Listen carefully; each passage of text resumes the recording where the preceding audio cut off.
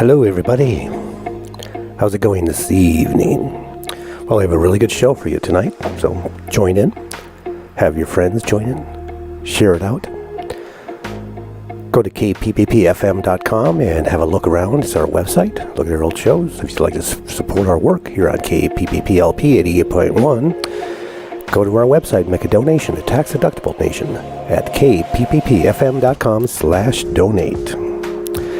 We're streaming on Twitch at a Mexican Crossing Lines, on YouTube at Duke 1517, and on Facebook at 88.1 Fargo Moorhead. It's going to be a good show. Going to play a little music till people hop on, and then we'll get going right away. Good evening, everyone.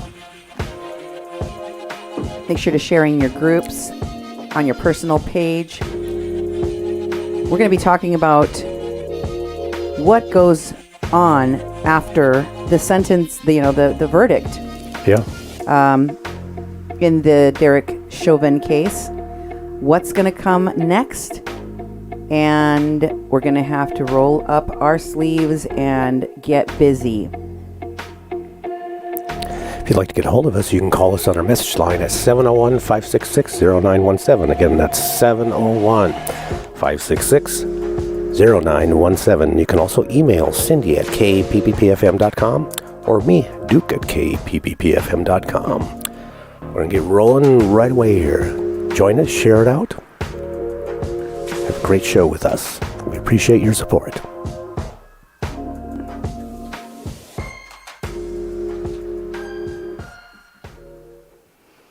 Welcome, everyone, to A Mexican Crossing Lines with your host, Cindy Gomez-Schempp. And Duke Gomez-Schempp. You're listening to 88.1 FM, KPPPLP Fargo Moorhead, where we are adding local color to your airwaves. Tonight, my show is about the verdict in the George Floyd case and beyond. But in order to figure out where we are and why we're here now, we do have to look back. We do have to figure out how we got here in the first place. So I'm going to be covering what the work that this organization that runs this radio station, the nonprofit, the People's Press Project, has worked on here in this community with regard to policing. And, it kind of goes back to the very inception of the People's Press Project. When we first got started, it had to do with looking at policing and making it more equitable for people of color. So a lot of people look at this George Floyd verdict and they say, finally, they say, this was a case that was different from the others. This finally showed people it was a clear, murder. There was no question of it. It wasn't like we hadn't seen murders on tape of black men before. That's right. I mean, they've been rolling on a loop as long as film has been available. But this one was different. And people are debating what is it about this particular case that made it so different? Because even in the more recent choking a man on video, the Eric Garner death that happened, there wasn't consensus as to whether or not it was a murder. Even though we watched him say the same thing George Floyd said over and over again, I can't breathe. And do you remember the backlash from police for that? Do you remember that there was a bunch of cops that got I can breathe t-shirts or something like that in response? There was definitely not the same kind of agreement that it was a murder. And I saw that very starkly different in the George Floyd case. I talked to conservative media people. I talked with, cops across the board, politicians across the board. Everyone could look at the George Floyd 9.5 minute murder and they were horrified. Everyone was horrified. Everyone shook their head. No one was making excuses for this murder in the same way. Also, during the George Floyd murder, what you saw in addition, right, to the fact that everyone had agreement on it was the fact that there was not one, not two videos. There was multiple videos of what occurred before, during, and after from multiple different vantage points, right? Yep. And prior to the George Floyd murder, right? We can call it that now because there's been a conviction. That's right. Prior to the George Floyd murder, what you had was a video. We didn't get to see many times the body-worn cameras of the cops because they wouldn't release them. There was always this, as soon as videos started emerging, people started demanding that cops wear cameras. The battle became over whether or not cops would wear the cameras.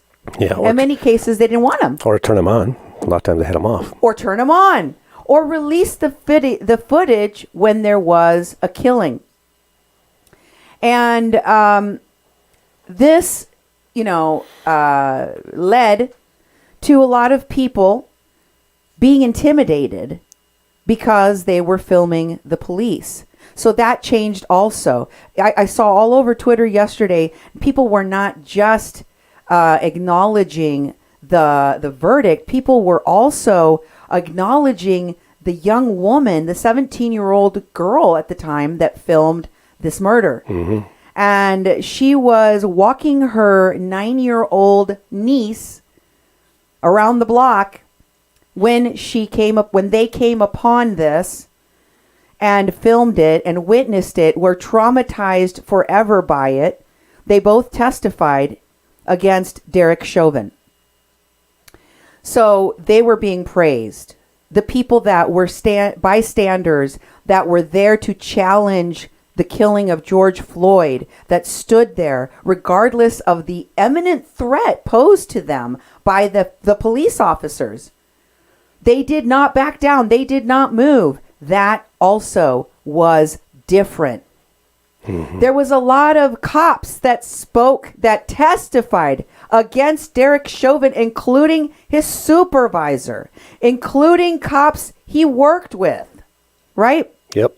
There's 3 other officers that were also involved, that were also arrested, and that are going to go through their own trial in May. That's coming up. Beyond this verdict, there is the sentencing of Derek Chauvin. And in our program yesterday, talked about the fact that we have seen prior convictions of cops that killed black people or unarmed people of color, like the case of Laquan McDonald. What you don't know about that is that after the painstaking hard work of over a year to get the release of the video of Laquan McDonald being shot 16 times by one officer, is that once this trial was undertaken and the officer was convicted, all of the work was undone. All of the justice was undone in the sentencing. He got 6 years. Remember? Oh, yeah, yeah.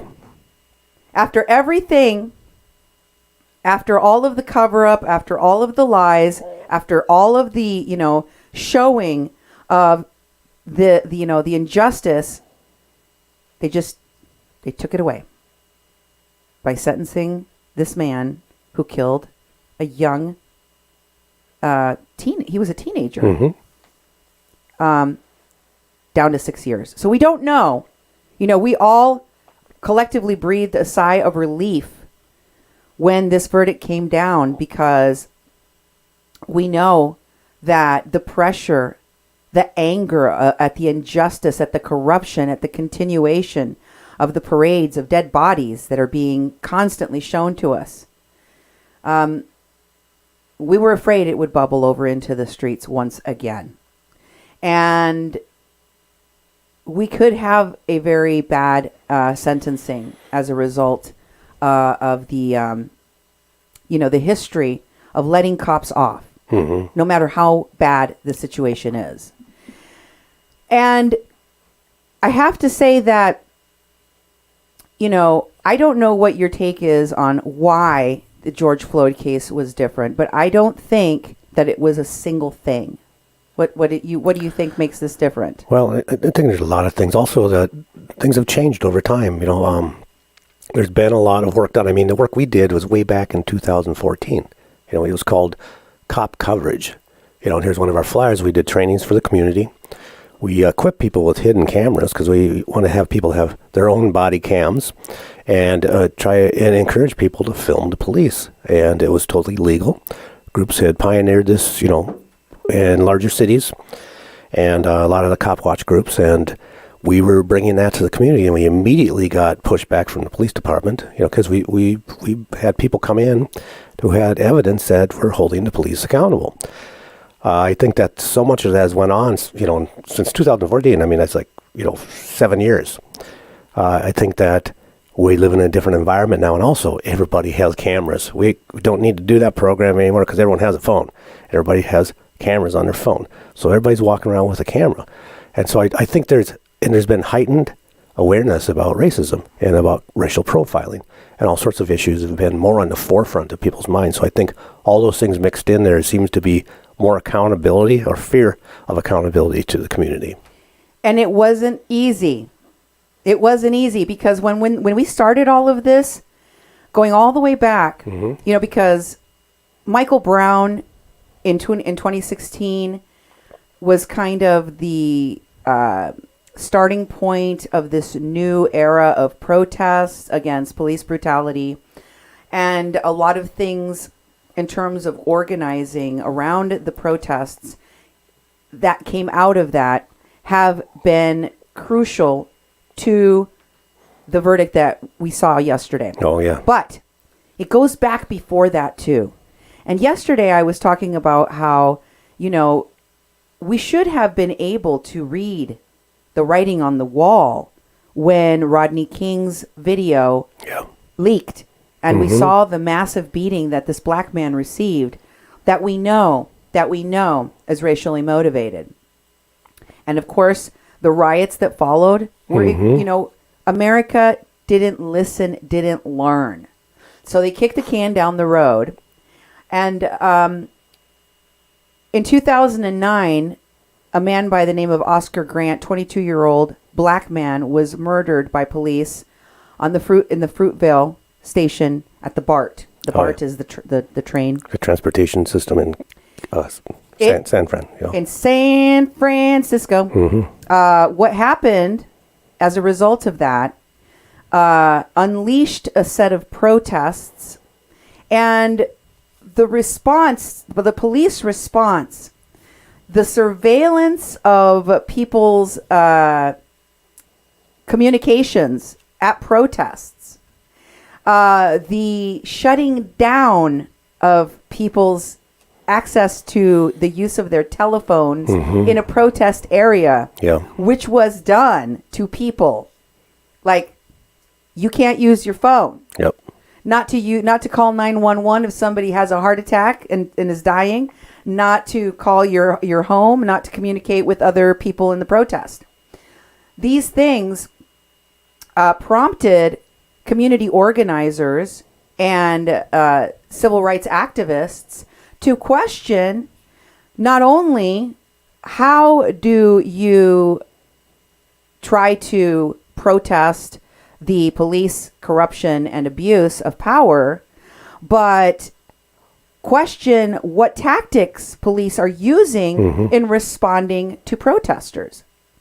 And what we learned, what I came away with from that conference I went to in 2015, which focused on this Oscar Grant protests that came after he died, was that one of the cornerstones of organizing and educating not only the community but also the law enforcement is teaching people about their rights. That's what the Cop Coverage campaign was about. And incidentally, one of the first things that we did, I went on Chris Berg's show on Valley News Live, local TV station, with two other Fargo residents. One, a former reporter for the Fargo Forum, a newspaper, and the other, what's his name, Francis? Yeah, Leon. Leon Francis, a radio personality, African-American broadcaster. So both of them had stories of trying to film the police as they did their jobs. The Fargo Forum reporter is a white man who has frequently filmed, photographed local news stories or local police accidents or whatever's going on. Said that when he took his camera out to take a picture of police helping up a homeless man, they threatened him. Mm-hmm. This is the level that we were at when we began the campaign to train people to film police in public, to cover the cops, to make sure, if the police have guns, we've got cameras. You can tell your story, use the hashtag cop coverage, make sure. We were encouraging people, photograph the police if they're out and about. It's your right in public. You can't obstruct their work. You need to stay a certain distance from them, but you have every right to film them. That took some training because officers were threatening and assaulting people that attempted to do just that. Leon Francis was ordered to back up when he decided to film two cops that were doing a traffic stop of two young black women. They were so offended because Leon Francis, another black man, was filming them that they told him very rudely to get away. He did. He went across the street where he could not be any kind of, distraction or disturbance. Mm-hmm. And as soon as he finished arresting the two women and had them secure, he went across the street. He smacked the phone out of Francis's hand because he wanted it to be deleted, the video to be deleted. Mm-hmm. He then took the phone away from Francis, deleted the video, and then tasered him. Mm-hmm. They tasered him for filming the police. Many of the people that we trained in this community were threatened for videotaping the police. Mm-hmm. They continued to receive backlash, threats. The police were basically harassing them, serially harassing people who had exposed their bad, corrupt, bad policing, abusive policing in this community, specifically after they sent out 13 cops to hog tie a 100-pound 15-year-old Mexican girl. Mm-hmm. And subsequently, her and her family had to go through multiple harassment by police for videotaping that, arrest, for exposing that to the public, and many other attempts by the police to continue to harass them. And that is what this community, and I'm sure many other communities where these trainings took place, those were steps that brought the police, that brought the community to a place of knowledge and understanding about their rights to film the police and not be threatened by the police and not have their footage erased by the police and not get arrested themselves or assaulted themselves in the process of trying to document what the police are doing. Amazingly, the Fargo police made a statement on the verdict yesterday. The same Fargo police that I was telling you was threatening its own citizens not that long ago for filming them had this to say. The city of Fargo and the Fargo Police Department support the guilty verdicts delivered through the justice system in the Derek Chauvin trial this afternoon in Minneapolis. Members of the jury heard the overwhelming testimony offered and arrived at an appropriate decision. The city and Fargo PD wholeheartedly respect residents' rights to assemble and protest with full anticipation and confidence in peaceful and constructive expression on these important issues. The city and FPD look forward to working in an inclusive manner to advance these critical conversations with our community.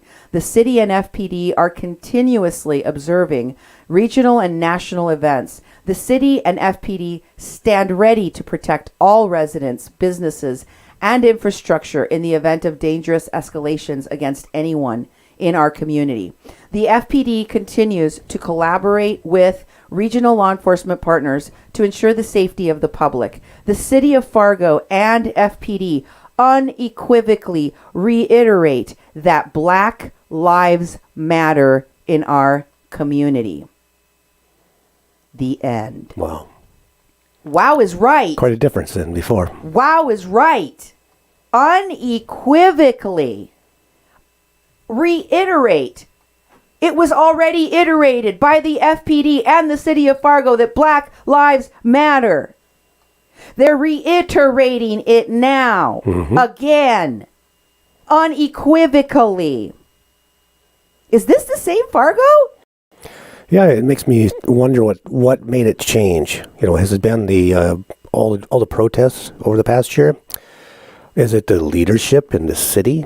Is it the new leadership in the police department? I mean, and this idea that they're going to have these conversations and continue talking to the community, that wasn't there, 5-6 years ago. None of that existed. Remember, we went through a period of time where people of color wanted to complain about police abuses and didn't have any way of doing that. Yep.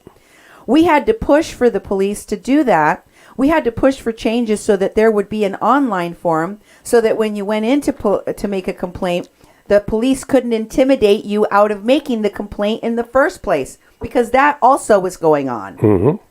There was a lot of things that were going on that stopped people from making a complaint even, so there would be no documentation, so there would be no long list of complaints against any one officer that people could go back to and say, oh, look, this was a problem a long time ago. Like should have happened in the case of Derek Chauvin. The man already had 17 complaints against him. So you see, we have a lot of work to do, ladies and gentlemen, in understanding all of the different loopholes, all of the different ways in which the system abuses people of color, and that people of color disproportionately get the short end of the stick, the lack of justice. Why, look at the statement made by the police in the George Floyd case initially. Take a look at what they originally said.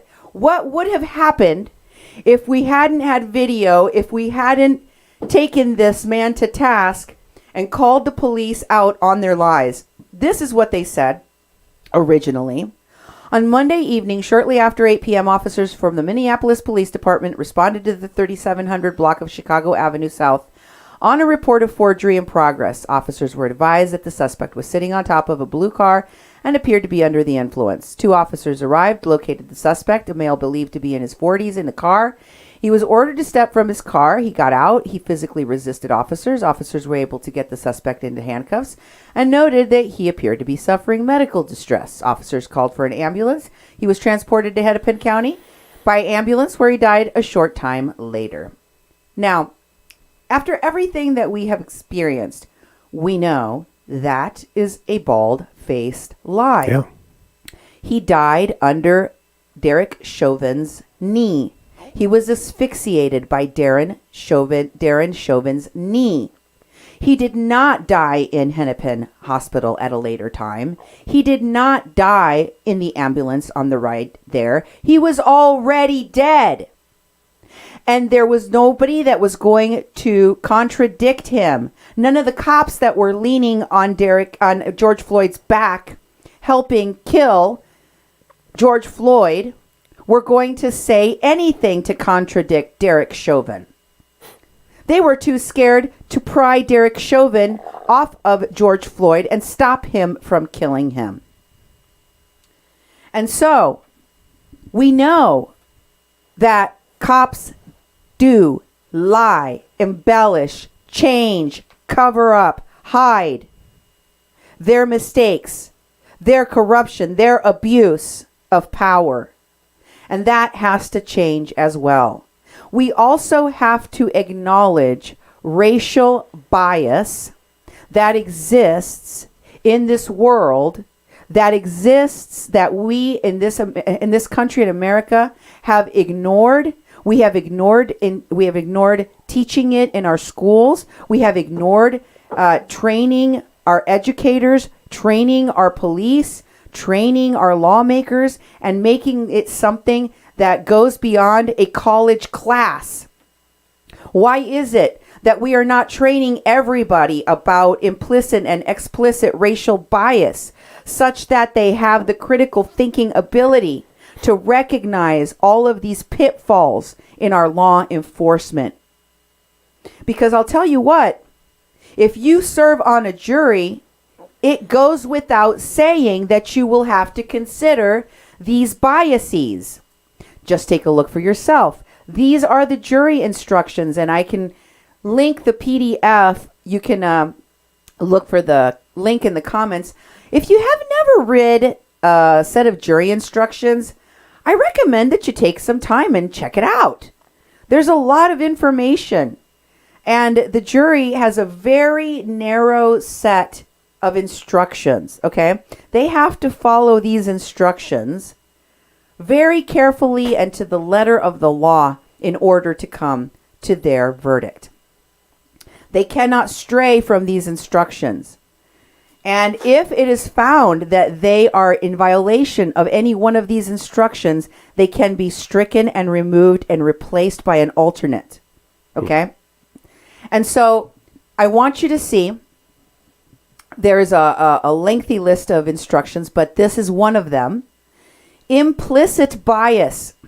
Instructions to the jury. We all have feelings, assumptions, perceptions, fears, and stereotypes about others. Hey, I don't see color. Hey, I don't agree with that. I don't think that's true. Well, it doesn't matter what you think. It's just your opinion that racism doesn't happen all the time. It's just your opinion, your uneducated opinion, that racial bias isn't in everything at all times, affecting the way you think and, in many cases, the way that you act. Mm-hmm. If you're in a court of law, you have to accept reality and facts as given to you by a judge. And in the world of court, implicit bias and explicit bias have to be acknowledged and have to be weighed in the decision. Yep. We should start doing that everywhere, in our education, in our lawmakers, in our policing, and everything else, because it's real. And instead of denying that racial bias exists, we should acknowledge it, just like every single juror in this case had to. And this is what it says. It says some biases we are aware of, and other biases we might not fully be aware of, which is why they're called implicit or unconscious biases. So you could act in a racially insensitive way, in a racist way, because of your unconscious bias against someone? Yes, you can. You could also be a misogynist against women. In fact, it says here, no matter how unbiased you think you are, your brains are hardwired to make unconscious decisions. We look at each other and filter. We look at others and we filter what they say through the lens of our own personal experience and background. Because we all do this, we often see and evaluate evidence in a way that tends to favor the people who are like ourselves and who have lived experiences like our own. We can also have biases about people like ourselves. One common example is the automatic association of male with career and female with family. Bias can affect our thoughts, how we remember what we saw and what we heard. and whom we believe or disbelieve, and how we make important decisions. All jurors are being asked to make an important decision in this case. You must, not you should try, you should consider, you must. 1, take the time you need to reflect carefully and thoughtfully about the evidence. And 2, think about why you're making the decision you're making and examine it for bias. Reconsider your first impression of the people and the evidence in this case. If the people involved in this case were from different backgrounds than you, for example, richer or poorer, more or less educated, older or younger, or of a different gender, gender identity, race, religion, or sexual orientation, would you still view them and the evidence in the same way? 3, listen to another. You must carefully evaluate the evidence and help each other resist any urge to reach a verdict influenced by bias for or against any party or witness. Each of you have different backgrounds and will be viewing this case in light of your own insights, assumptions, and biases. Listening to different perspectives may help you to better identify the possible effects these hidden biases may have on decision making. And 4, resist jumping to conclusions based on personal likes or dislikes, generalizations, gut feelings, prejudices, sympathies, stereotypes, or unconscious biases.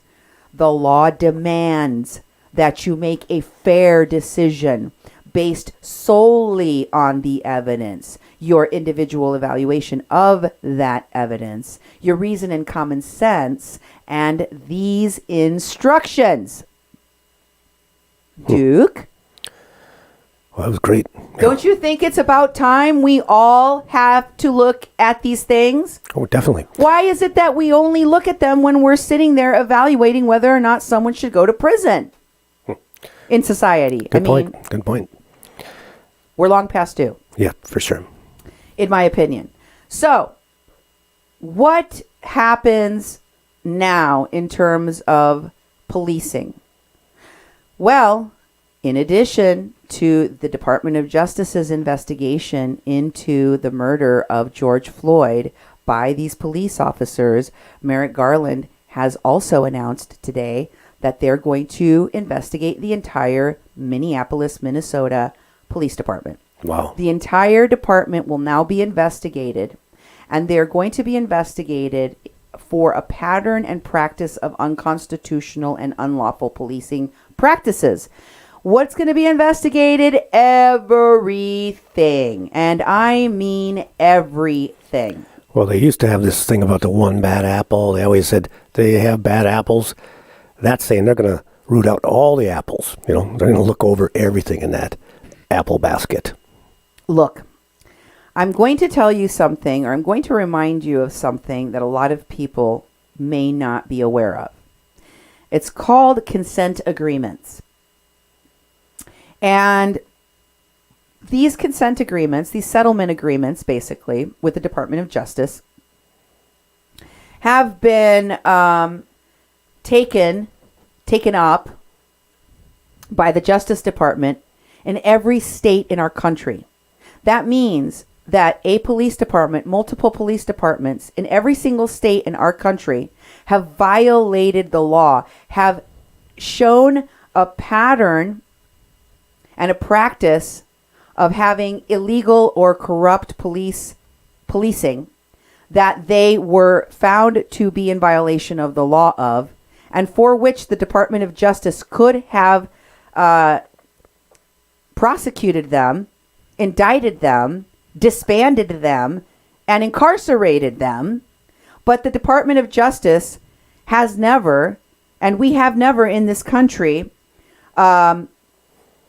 punished police even when we find them to have violated the law. Even when we find them to have been corrupt on multiple occasions in the same departments, year after year, decade after decade. What we have done instead is that the Department of Justice gives you this consent agreement, which is basically a settlement agreement, which says, in exchange for us not throwing you all in jail, you are going to be on probation for 5 years, 10 years, whatever it is. You will not break the law. You will not do the things you were doing before, whether it's making up evidence, planting evidence on people, shooting unarmed black people in the back, whatever it is that you were doing, that you were criming, that you were lying about, that showed that you were violating the law as law enforcement agents, that these agreements said you couldn't violate anymore. And then they were revisited when, and many times they were reviolated. They just issued another 10-year probationary period. Yeah. So all of the states were accumulating more and more and more and more and more and more and more of these. And by the way, a lot of the changes in law enforcement, a lot of the improvements in law enforcement that we have had with regard to accountability came about only through those consent agreements. Because it wasn't like the moment that body-worn cameras were available and were even gifted to law enforcement agencies like they did here in Fargo by the state legislature, or in Moorhead by the state legislature. They weren't like, yay, we can all have cameras now and be more accountable. They were like, there wasn't any reason for this. Remember? Oh, yeah. When the state legislature awarded all this money and said, hey, we're going to have you guys all get body cameras. We're going to put mounted cameras in your vehicles.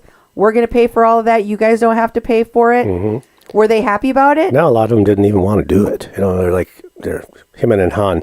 And in Minnesota, what happened is that they had some racial profiling studies done. Mm-hmm. And the state would pay for the cameras, and this is like long time, over 10 years ago. The state would pay for the cameras and the equipment for them to have that sort of accountability, and they him and hawed on that too. It's like they didn't want the free money, they didn't want to install this stuff, and then they had all these complaints about how are you going to store all this stuff, and then policy of what they do with the video after it's shot. Mm-hmm. All this stuff happened. It took years. It took years, and it took a lot of consent agreements of the Department of Justice hammering departments over the head and saying, hey, guess what? Since you violated the law, part of the settlement agreement that we have for you is all of you have to wear cameras now. Yep. One such agreement with LA County police officers was violated when the very officers that were required to wear radios, to wear cameras, disabled them. Yeah. Found ways to disable them in the neighborhood, only in the neighborhoods that were predominantly Black and Latino. Mm-hmm. And so another agreement had to be issued. And of course, more accountability was required in the new agreement. Guess what happened when the Trump administration came on board? They did away with the consent agreements with the police departments. Well. Yeah, wow. Because all of the progress and the accountability that the Department of Justice had over those departments were wiped clean. They were just done away with. And this new announcement by Merrick Garland, to me, is the beginning, the typification of what we need to do in this country in order to get back on track. I mean, at least to get us back where we were before we got to this point, right? Mm-hmm. What are they going to analyze? They're going to analyze training, policies, supervisors, complaint intakes, investigations, reviews, disposition, discipline. They're going to look into every aspect of how the police do their jobs and find out whether or not they are doing their jobs in a constitutional way. And almost every report and any investigation that's been done of law enforcement agencies have found them to be wanting. So I expect to see, especially under Merrick Garland, that there's going to be accountability brought back to law enforcement investigations at the Department of Justice level. Good. And especially because today, Merrick Garland also got his third in command put into office, and that is Vanita Gupta. Big celebration in the Department of Justice and for civil rights investigations everywhere in America. Why? Because here we are almost 4 months into this president's administration, and the third most important position in the Department of Justice was vacant this entire time. Why would that be? Well, it turns out people didn't like Vanita Gupta. Mm-hmm. They had reasons they couldn't quite articulate that really made them mad about Vanita Gupta because, she's a thorn in my side. I don't like her. Nobody likes her. She's dangerous. She's bad. She's radical. But the reality is that they didn't want Vanita Gupta. And they don't want Vanita Gupta because of what she represents, what she has done. And nobody knows what that means better than John Cornyn of Texas. And let me tell you, John Cornyn is the most upset about Vanita Gupta. Listen to him on the floor of the Senate whining about Vanita Gupta's confirmation. Unlike previous nominees that have received bipartisan support, there is not a single person on this side of the aisle who believes that Ms. Gupta is fit to serve as the third in command at the Department of Justice. Nobody? Yeah. Nobody? Speaking for everybody. How do you suppose John Cornyn got so butthurt about Vanita Gupta? Well, there's an interesting story behind this, and nobody has told it better than Rachel Maddow on her program at the end of March. In fact, here's a very good clip that summarizes why John Cornyn and why all of the senators, all of the sedition supporting, stop the steal, lie supporting senators, why they would be terrified of Vanita Gupta. And here's that clip. The Kafkaesque upending of this town was the work of this one crooked police officer who himself had been charged with theft and abuse, who would go on, in fact, to be convicted of perjury.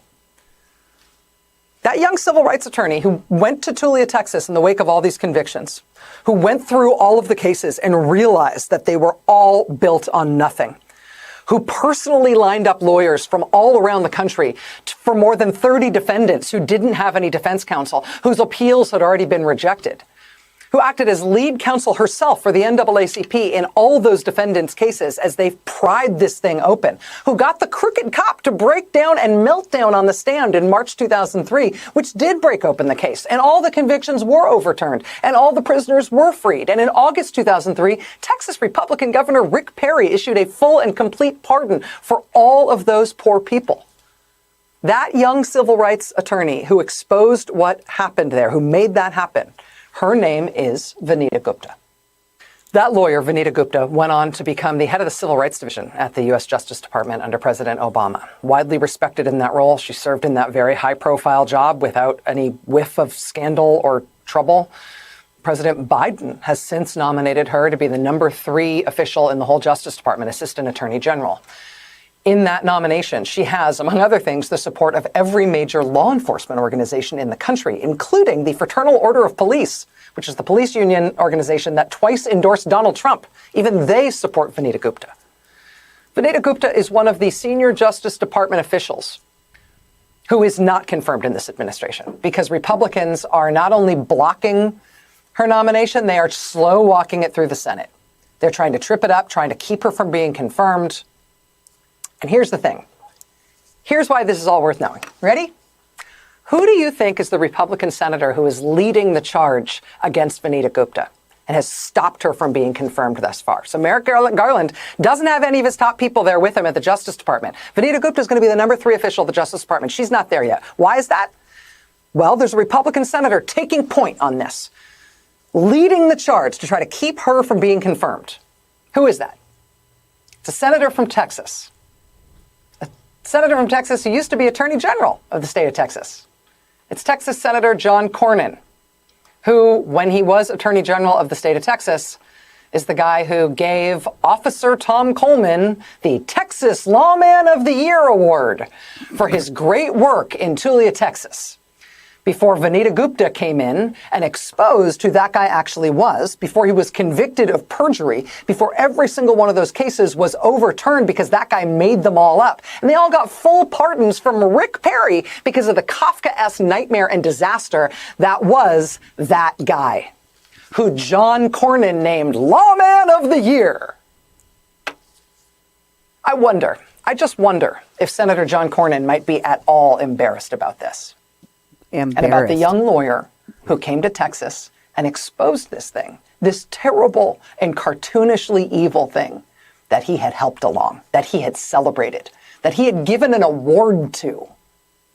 It is now Senator John Cornyn leading the charge against. So, John Cornyn, the guy that is definitely leading the charge against Vanita Gupta, was spearheading the charge to keep her from being confirmed, let out his last whimper today on the Senate floor because she was confirmed. They thought they were going to need the vice president to break the tie, but Alaska Senator Murkowski went over with the Dems and voted to confirm her. Good. And you have to imagine this wasn't just embarrassing. He is butthurt over Vanita Gupta's embarrassment over Vanita Gupta coming into his state at the tender age of 29, just 3 years after John Cornyn had knighted racist officer Tom Coleman with the coveted magical Texas law enforcement trophy. Yeah. She came to prominence in 2003 when she proved that dozens of men, almost all of them black, had been arrested. This racist cop, who was known for using racial epithets, who was known for his racist behavior, he incarcerated 10% of the population of this town of 5,000 people. 10% of them. Wow. On all fabricated, made up charges. Completely fabricated charges. And here comes Vanita Gupta, all by herself. She overturns all of this. And Rick Perry, this is not your progressive, anti-racist ally, Rick Perry. This is the Rick Perry whose family hunting lodge in Throckmorton, Texas was known as N-word Head.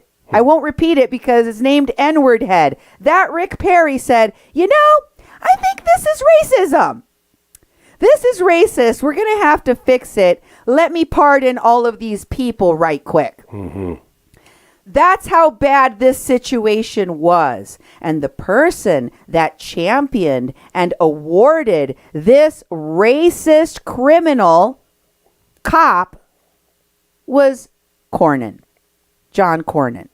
So, I think it's a little suspect for him not to want this very capable, very civil rights minded attorney from being in the Department of Justice right now at the time when Biden, our president, is calling for reforms in policing and calling to end the racial disparities that are a stain on our country. Those are his words, a stain on our country. So it's the right time. It's the right place. We have Merrick Garland. You might want to wish that you could go back in time and put him on the Supreme Court. But now you have him as the DOJ. Now you got him as the DOJ, and Vanita Gupta today in position number 3. The investigations are coming, and teeny tiny little Vanita Gupta is coming for you, and she don't play. She is coming for all of these corrupt, criminal, racist cops. Be ready for it. Because with Merrick Garland and Vanita Gupta, I expect there's going to be some real deep dives and important reforms coming in the years ahead. That's all I have for you today on A Mexican Crossing Lines with your hosts, Cindy Gomez-Schempp And Duke Gomez-Schempp. You've been listening to 88.1 FM, KPPP LP, Fargo Moorhead, where we are adding local color to your airwaves. God bless. Good night. Get vaccinated. Keep wearing your masks and social distancing. Do everything you can to stay alive and survive. And we'll see you next time. Have a good night.